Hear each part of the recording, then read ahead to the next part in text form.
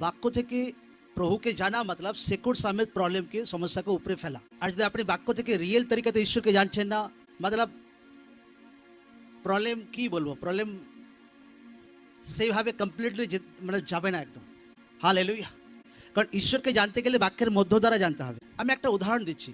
কোনো ব্যক্তি বকেই যাচ্ছে, আমার একটু সাইডে উল্টোপাল্টা বকেই যাচ্ছে, উল্টোপাল্টা বকেই যাচ্ছে, তো যাকে বলে নিন্দা করার মতো বকেই যাচ্ছে।